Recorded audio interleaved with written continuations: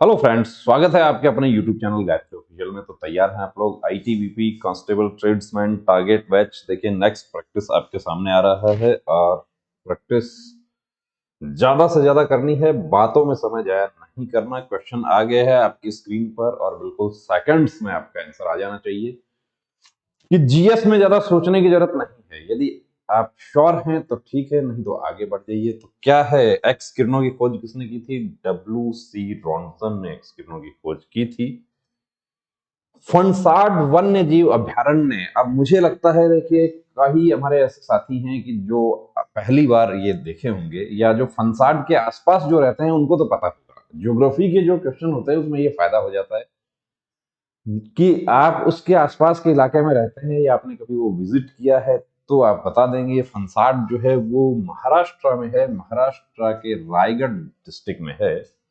तो ये D answer हो जाएगा। 1982 में इसकी स्थापना की गई थी। भगवान महावीर ने अपनी अंतिम सांस कहां ली थी? भगवान महावीर ये एक्चुअली ये अपनी अंतिम सांस कहां ली थी? तो क्या होगा? समस्तीपुर, रांची, राजगीर, पावापुरी। आंसर आ चुका है। आंसर आप लोग बहुत फटाफट आंसर कर रहे हैं। पावापुरी में लिया था। पावापुरी कहाँ है? नालंदा डिस्ट्रिक्ट में है, बिहार में। तो आपको ये भी जानकारी होनी चाहिए कि जो हमारे ऐतिहासिक स्थल हैं वो कौन सा, किस, उनका ज्योग्राफिकल कंडीशंस जो है उनका क्या है, किस राज्य में स्थित है। किस आंदोलन के साथ महात्मा गांधी ने भारतीय राजनीति में प्रवेश किया था? तो महात्मा गांधी से रिलेटेड देखिए, जहां 10 15 20 क्वेश्चन बनते हैं तो महात्मा गांधी का क्वेश्चन निश्चित रूप से आ जाता है। गांधी जी का जन्म जब से हुआ तब से मृत्यु तक। तो यहां पर चंपारण आंदोलन जो था उससे महात्मा गांधी ने राजनीति में प्रवेश किया था। आंसर आ रहा है आपका, बहुत बढ़िया। व्यक्तिगत सिद्धांत या हड़प की नीति, हड़प की नीति, तो इसमें जो जुड़ा हुआ नाम है वो है लॉर्ड डलहौजी। ये आंसर जिनका है वो बिल्कुल ठीक है। अंतिम पेशवा बाजीराव द्वितीय ब्रिटिश ईस्ट इंडिया कंपनी से किस लड़ाई में पराजित हुए थे? तो यहां पर देखिए, कोरेगांव की लड़ाई, खड़की की लड़ाई, महिमपुर की लड़ाई, सीतलवाड़ी की लड़ाई। तो ये खड़की की लड़ाई है जिसे गणेश खंड की लड़ाई भी कहा जाता है। और ये 5 नवंबर 1817 को ये लड़ाई निर्णायक लड़ाई थी जिसमें पुणे पर अंग्रेजों का अधिकार हो गया था। इसका जो परिणाम था वो ये हुआ था। और दूसरा नाम इसका गणेश खंड की लड़ाई भी। सल्तनत काल में फवाजिल क्या था? फवाजिल क्या संदर्भित करता था? तो इक्तादारों द्वारा राज्य को प्रेषित अधिशेष राजस्व। यदि ऐसा क्वेश्चन आपने देखा है तो आप बना देंगे, वरना देखिए श्योर नहीं हो तो आईटीबीपी ट्रेड्समैन में तो नेगेटिव नहीं है, हम रिस्क उठा सकते हैं, लेकिन जहां नेगेटिव हो वहां रिस्क नहीं उठाना है। बीबी का मकबरा कहाँ है? ये अक्सर हमें देखने को मिल जाता है। औरंगाबाद में है, औरंगाबाद महाराष्ट्र में। लेकिन यहाँ प्रश्न पूछ लिया गया कि बीबी का मकबरा शुरू करने का श्रेय, तो शुरू करने का श्रेय औरंगजेब को जाता है। किसकी याद में बनवाया था?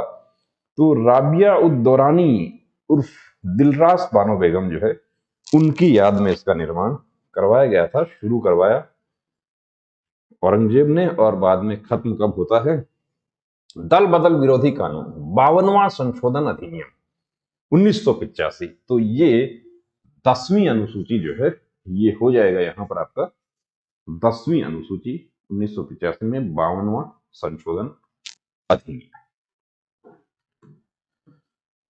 युद्ध की घोषणा या शांति को समाप्त करने के लिए कानूनी रूप से कौन सक्षम है? तो इसमें राष्ट्रपति जो है वो सक्षम है। यहां पर आंसर आप लोगों का, जिनका राष्ट्रपति आ रहा है वो बिल्कुल ठीक है। और पेपर पेन साथ में रखना है, पहले से ही तैयार रखिए।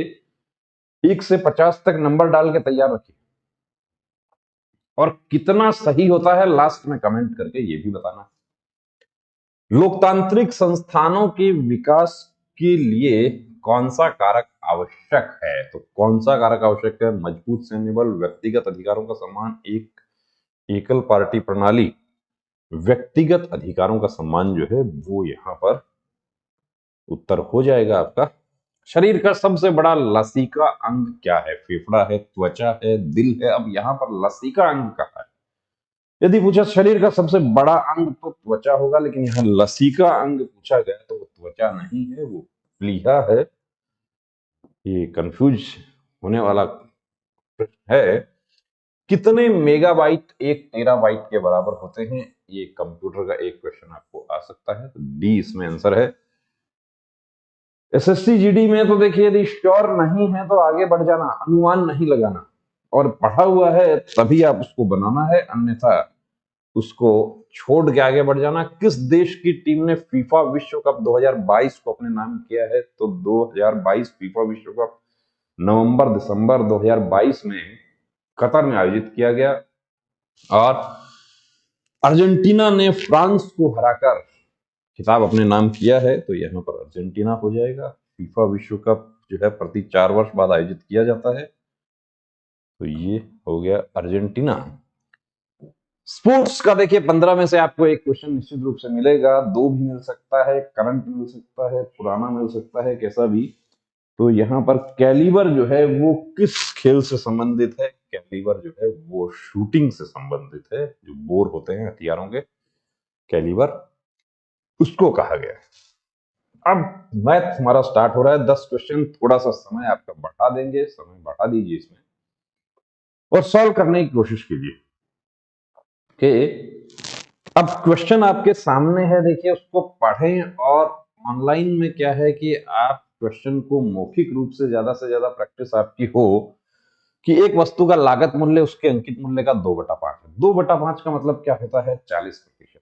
अब 100 यदि आप अंकित मूल्य मान रहे हैं, आपने लिख लिया कि अंकित मूल्य जो है वो यदि 100 है, तो लागत मूल्य कितना है? यानी कि 40 है। 10% छूट पर बेचा, यानी बेचा कितने में? 90 में बेचा, तो कितने का फायदा हुआ? 50 का फायदा हुआ। किस पर? 40 पर, और गुना 100 कर दो, या आप ये जो है 25 25 5 125, या 5/4 जो है वो कितना है? 5/4 एक सही 1/4 है।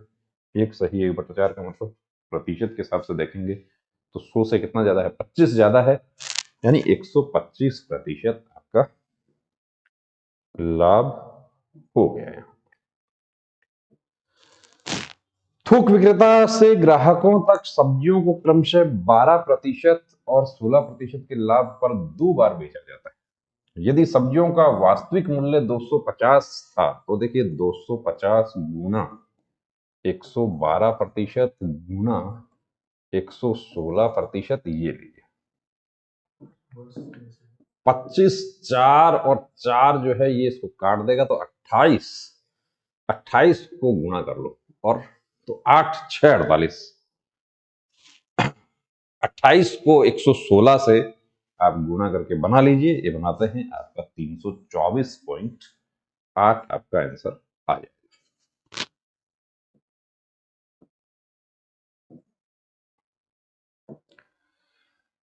6 संख्याओं का औसत 20 है। बहुत सिंपल है, मौखिक रूप से आप कर सकते हैं। 6 संख्याओं का औसत 20 है, तो राशियों का योग बटा राशियों की संख्या, कुल योग कितना हो गया? 120 हो गया। अब संख्याएं एक कम कर दी तो औसत हो जाता है 17। संख्याएं कितनी होगी? 5, 17 5 हो गया 85। इन दोनों का अंतर कितना हो गया? 35 का अंतर हो गया। ये आपका आंसर आ जाएगा।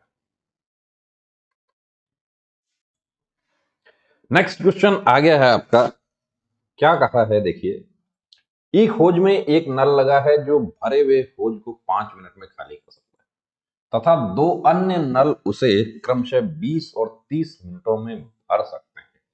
एक 5 में खाली कर सकता है, दूसरा 20 में भर सकता है, तीसरा 30 में भर सकता है। तो इसका मतलब क्या है? 20 3 60, यानी उस हौज की क्षमता क्या है? 60 लीटर पानी की क्षमता है। तो ये 12 लीटर प्रति घंटे में निकालता है। ये 20 3 लीटर प्रति घंटे में डालता है, ये 2 प्रति घंटे में डालता है, ये दोनों डालते हैं, ये निकालता है। तो 7 का अंतर हो गया, 3 और 2 5, 5 12, 7 का अंतर हो गया, 7 का इसमें भाग लगा दो, 7 का भाग इसमें लगाते हो तो 8 7 56 और 4/7 हो गया। तीनों को एक साथ खोल दिया जाए तो वह कितने मिनट में खाली हो जाएगा? भरे हुए में तो इसकी क्षमता ज्यादा है, ये ज्यादा निकाल रहा है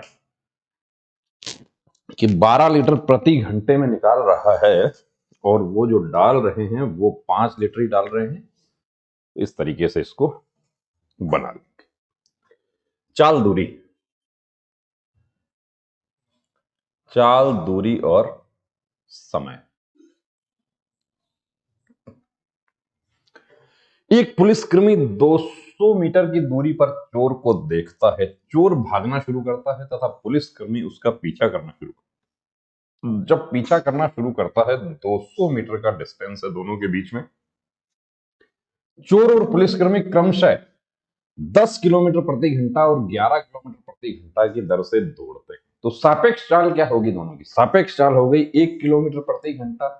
अब 1 किलोमीटर प्रति घंटा की सापेक्ष चाल से 6 मिनट में कितनी दूरी हो जाएगी तय? तो 6 और ये जो है 60 ऊपर चला जाएगा, तो ऊपर आ गया 10, यानी कि 1/10 किलोमीटर। 1/10 किलोमीटर का मतलब है 100 मीटर। तो कितनी दूरी बचेगी?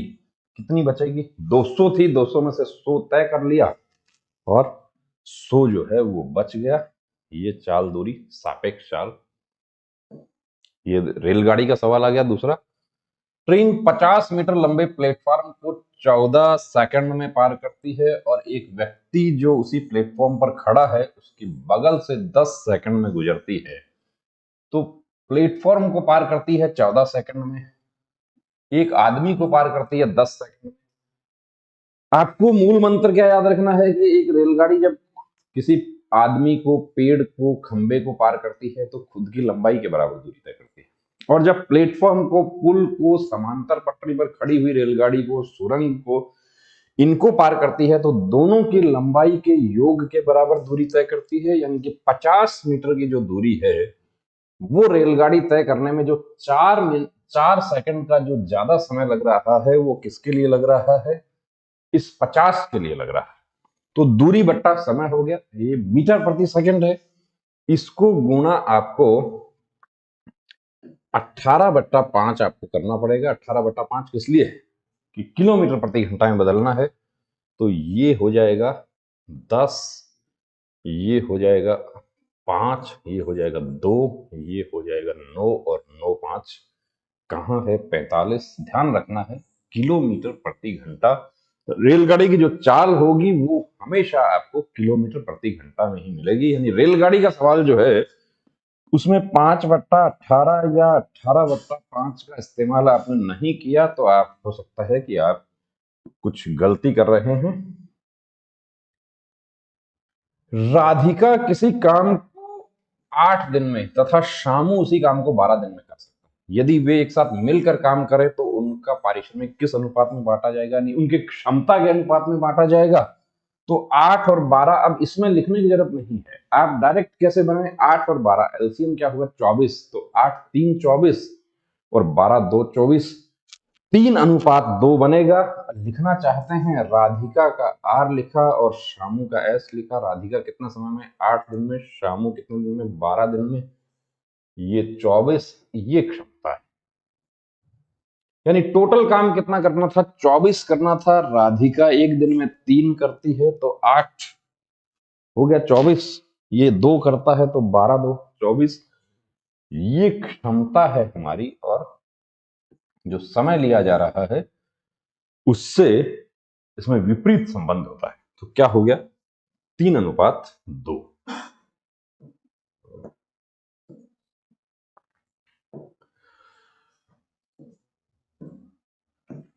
A² - B², बहुत पुराना सवाल। आप ये कहेंगे कि ऐसा तो आजकल नहीं आता।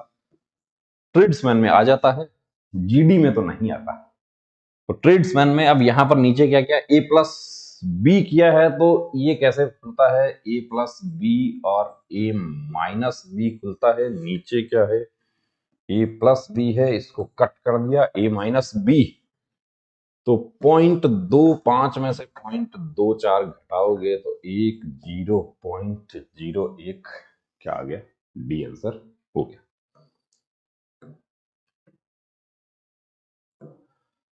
सिंपल जोड़ है, लेकिन बड़ी संख्याओं का जोड़ करना आपका अभ्यास होना चाहिए। तो बड़ी संख्याओं का जोड़ 15 और 23, 15 और 23 हो गया 38, 38 और 5, 8 5 13, 43, 43 और 9 कितना हो गया, 52 हो गया। आप लिख दीजिए यहाँ पर 52 लिख लीजिए।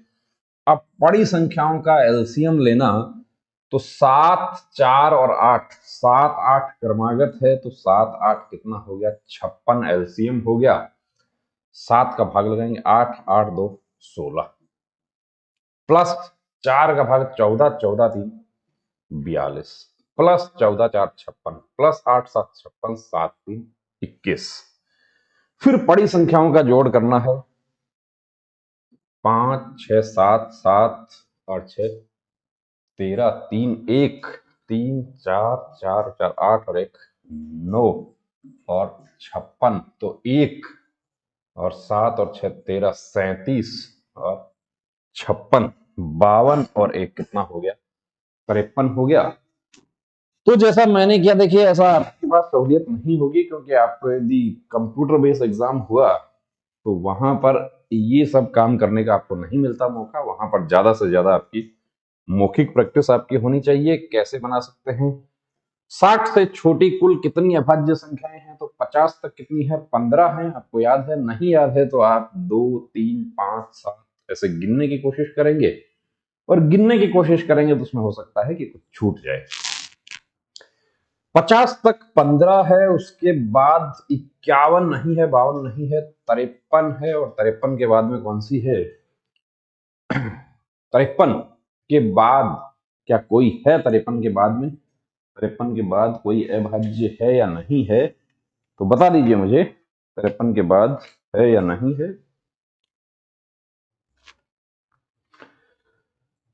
है कौन सी, 59। तो यूं तो यदि आप 15 के बाद यदि आपको याद आ गया 53 है, तो उसके बाद तो 20 नहीं हो सकता, 22 नहीं हो सकता, ये 17 हो गया। ये भी 10 क्वेश्चन आपके हो गए मैथ के। रीजनिंग वही एसएससी जीडी पैटर्न पर आपको रीजनिंग तैयार करना है, जिसके लिए मॉर्निंग में क्लास होता है अभी एसएससी जीडी वाले कैंडिडेट्स के लिए, वो आप ज्वाइन कर सकते हैं। और स्पेशल प्रैक्टिस आप लोगों के लिए यह है, इसमें भी सॉल्व करके बताएंगे आपको। बी से सी, जे 10 और 2 12, फिर 19 20, 23 और 2 25, यानी पहले एक फिर दो, तो पहले एक डी से ई, ठीक है। एल 12 और 2 14, ई एन, ई एन ये दोनों हटा दो। यू से एक वी, तो वी वाला यही वाला आपका उत्तर हो गया। इसको बना के आगे बढ़ जाओ। कि दूसरा जो है ऑप्शन से कैसे कट करना है वो ध्यान रखना है। GHI कैसे बना 987, या 987 GHI कैसे बना, यहां से लिखा है 987, यानी परिवर्तन कर दिया तो इसका मतलब बीच में क्या आएगा, ई आएगा। और शुरू कहां से होगा, डी से शुरू होगा, ये DEF हो गया। किसी कोड भाषा में इंस्टीट्यूशन को लिखा जाता है NOITUTITINSTIT, पूरा पूरा क्रम परिवर्तन। लास्ट टू वन किया है तो लास्ट टू वन एन से शुरू कर दो, NOIT NOIT NOIT ये नहीं हो सकता, NOIT CEF NOIT ये भी नहीं हो सकता, CEF C ये FE हो रहा है, तो ये CEF आपका उत्तर हो गया। इस तरीके से बना सकते हैं, या आपको और शॉर्टकट आप कर सकते हैं, वो कर सकते हैं। आंसर पर आना है आपको। ये देखिए आप तब बना पाएंगे जब आपको इसका मीनिंग, और ये जब कैपिटल लेटर्स में होता है तब एक परेशानी ये खड़ी हो जाती है। कुछ हमारे कैंडिडेट्स क्या करते हैं, ए से पी का संबंध बनाना शुरू कर देते हैं।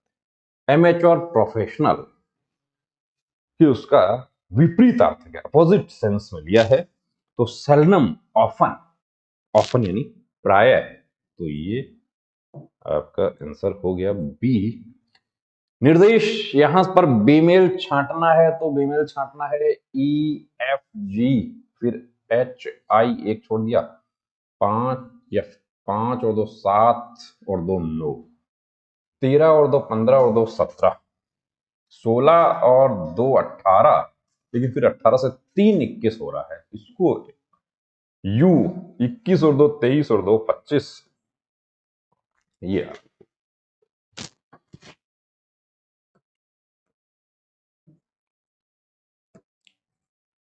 बीमेल बेजोड़ संख्या की जोड़ी को चुनिए। अब बेजोड़ संख्या की जोड़ी को चुनिए, संख्या पद्धति बहुत अच्छे से कवर करना है आपको, भाज्य अभाज्य वर्ग घन सम विषम, एक निश्चित क्रम में संख्याएं जा रही हैं। यहां पर क्या है, 11 और 13 दोनों अभाज्य हैं, दोनों क्रमागत अभाज्य हैं। 17 और 19 ये भी अभाज्य है। 31 फिर बीच में 32 33 34 35 36 सम संख्या होगी वो तो कभी 2 को छोड़कर बाकी अभाज्य नहीं हो सकती।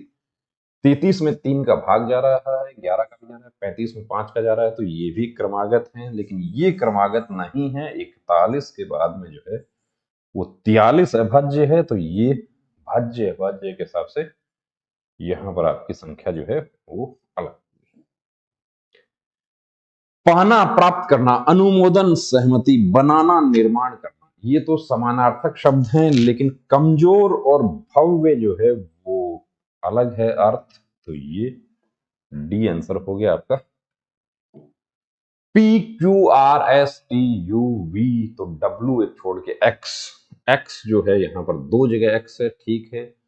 डी ई एफ जी एक सी, अब सी से एक्स और सी से आपको उत्तर मिल गया। बीच वाला जो है 2 एकम 2, 2 2 4 और 2 जोड़ दिया, 6 3 18, 3 जोड़ दिया 21 4 84 और 4 जोड़ दिया, ऐसे 88 बन गया। ये संबंध बन रहा है, इसको बना दिया।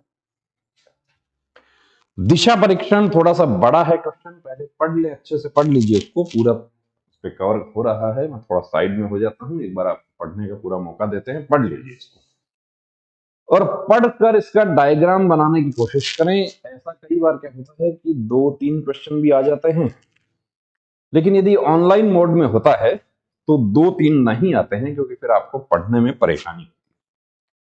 चलिए अब इसको बनाते हैं हम कि आस्था बाजार तक पहुंचने के लिए अपने घर से पूरब दिशा में, ये समझिए कि उसका यहां पर घर है, घर से पूरब दिशा में जाती है कितना, पूरब दिशा में कहा कि 8 किलोमीटर जाती है, तो ये 8 हो गया। फिर दाहिने, फिर वह 5 किलोमीटर दक्षिण में पेट्रोल पंप तक जाती है, यहां से 5, ये पेट्रोल पंप हो गया, 5 किलोमीटर जाती है, जहां वह अपने दुपहिया वाहन की टंकी को भरवाती है और फिर दाएं मुड़ती है और 6 किलोमीटर जाती है। यहां से दाएं मुड़कर 6 किलोमीटर, यानी कि इस 8 से पहले ही रुक जाना है, कितना हो गया, 6 हो गया। 6 किलोमीटर जाती है, फिर दाईं ओर मुड़ने के बाद वह डाक घर तक पहुंचने के लिए 8 किलोमीटर जाती है, फिर 8 जाती है, तो 5 तो ये हो गया और 3 इसके ऊपर जाती है, टोटल कितना हो गया, 8 हो गया, ये 8 हो गया, ये है पोस्ट ऑफिस, टोटल हो गया 8। और अंततः बाईं ओर मुड़ती है और अपने कार्यालय तक पहुंचने के लिए 2 किलोमीटर दुपहिया से जाती है, बाईं ओर मुड़कर 2 जाती है, तो ये टोटल कितना था, यहां से यहां तक था 8, ये कितना है 6, तो ये हो गया 6, 2 इसके पूरा बराबर में आ जाएगी। अब क्या कहा यहां पर आपको, ये डायग्राम यदि आपने सही बना लिया तो आगे के जो 2 क्वेश्चन और ऐसे ही मिलेंगे वो भी सही बना लेंगे। यहां कहा कि आस्था के घर से उसका कार्यालय कितनी दूर है, 2 किलोमीटर है कार्यालय, ये हो गया। दूसरा प्रश्न आपको मैं बता देता हूं, क्योंकि डायग्राम हमारा बना हुआ है। यहां पूछा है कि पोस्ट ऑफिस के सापेक्ष पेट्रोल पंप किस दिशा में और कितनी दूर है? तो पोस्ट ऑफिस के सापेक्ष पेट्रोल पंप जो है ये आपका त्रिभुज बन गया। ये जो त्रिभुज बन गया, इस त्रिभुज का कर्ण आपको ज्ञात करना है। तो ये तो 6 है, ये 8 और ये आपको कर्ण ज्ञात करना है। तो ये 6 का स्क्वायर प्लस 8 का स्क्वायर रूट करेंगे 64, 36 रूट करेंगे तो हो जाएगा 10। यानी कि पोस्ट ऑफिस से पेट्रोल पंप की दूरी क्या है? 10 किलोमीटर है। और 10 किलोमीटर किस दिशा में है? तो वो जो है वो है दक्षिण पूरब दिशा। डाकघर से पेट्रोल पंप किस दिशा में और कितनी दूर है? तो 10 किलोमीटर दक्षिण पूरब में है। ये हमने समझ लिया आपके लिए।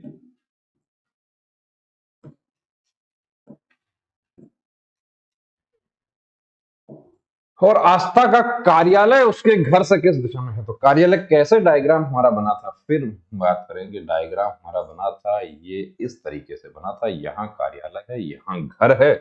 तो कार्यालय किस दिशा में है? उसका उत्तर दिशा में है। यदि आपको याद आ रहा है तो ये भी बन जाएगा।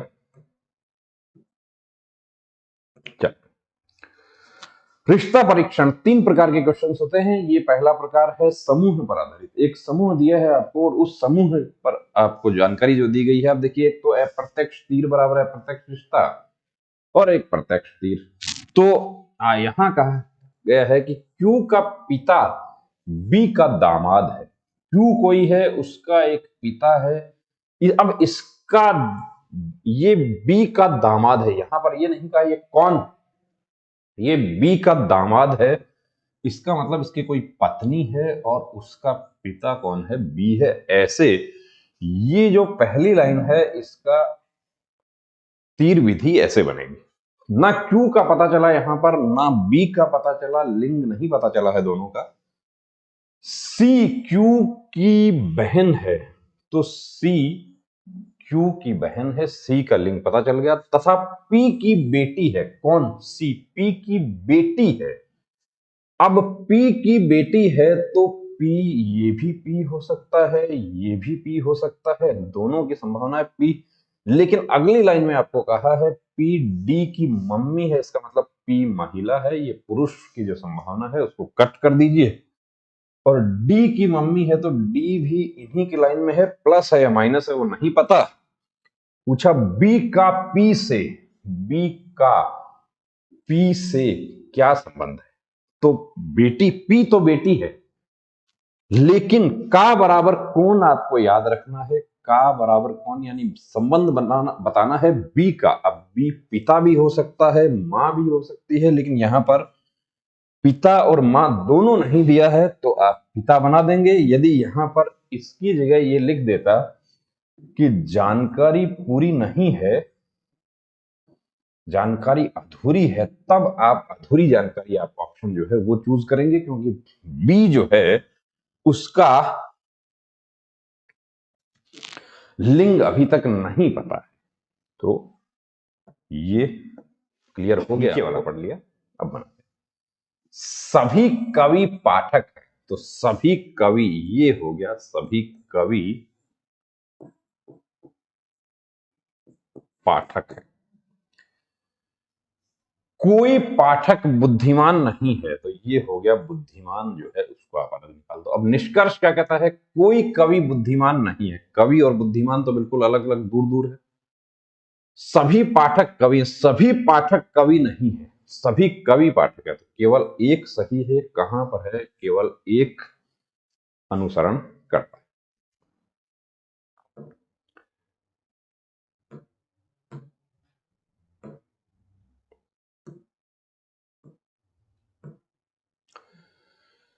यहां पर 6 और 26 का जो संबंध है वो आपको 16 से अगली संख्या जो है नीचे ऑप्शन दिया है, इसमें से उठाना है। तो 6, अब सबसे पहले क्या करेंगे? आप गुणा करके देखेंगे। 6 4 24 और 2 बढ़ा दिया 26, 16 4 64 और 2 बढ़ा दिया 66 है उसमें।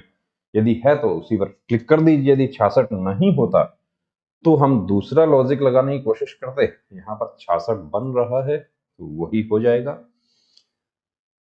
बीमेल चुनिए, बर्फ, बादल, कोहरा, धुंध। तो यहां पर बर्फ जो है वो बीमेल है।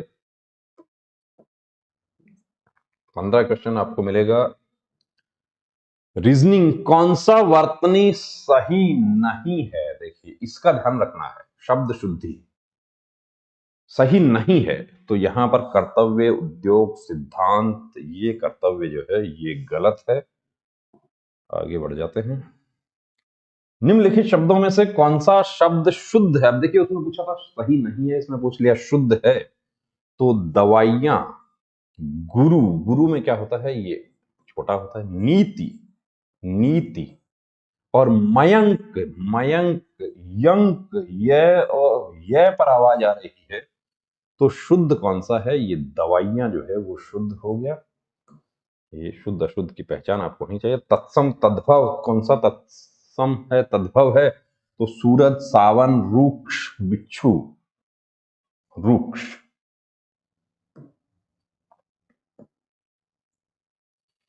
समुद्र मंथन करना, जो कि आप लोग भी अभी कर रहे हैं, हम भी कर रहे हैं आपके साथ। समुद्र मंथन करना, घोर तप करना, कठोर परिश्रम करना, दृढ़ प्रतिज्ञा करना, उद्देश्य को प्राप्त करना। तो क्या बनेगा यहां पर? यहां पर बन जाएगा कठोर परिश्रम करना जो है वो आपका आंसर यहां पर हो जाएगा। समुद्र मंथन करना, कड़ी मेहनत करना जो है उसके लिए कहा गया है। तो कठोर परिश्रम कर। किस क्रमांक में सूत और सुत? तो सूत है ये सारथी, सुत पुत्र, सारथी और पुत्र कहां है? पहला विकल्प जो है उसी में हो गया। तो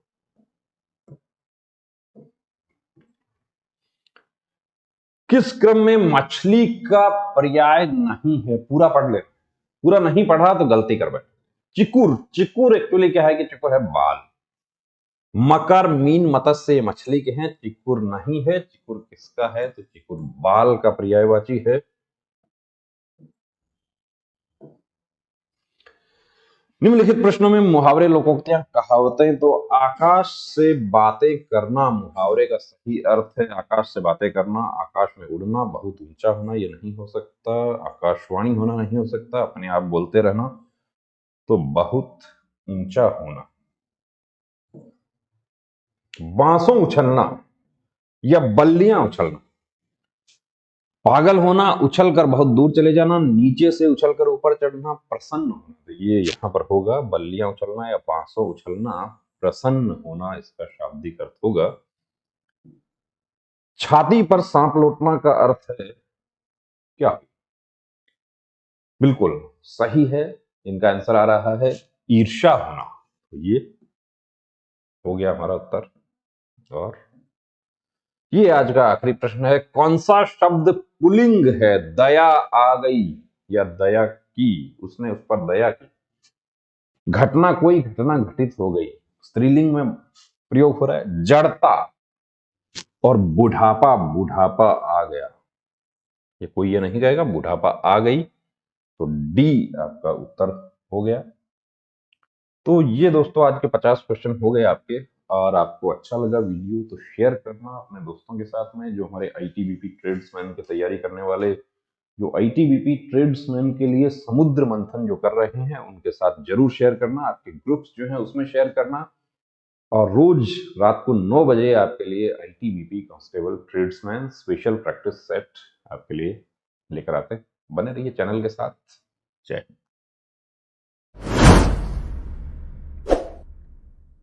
Gayatri pre medical centre, Sikar, Rajasthan.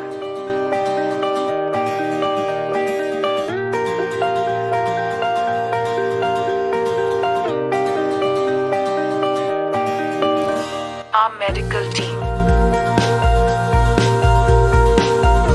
Eye specialist, MD physician.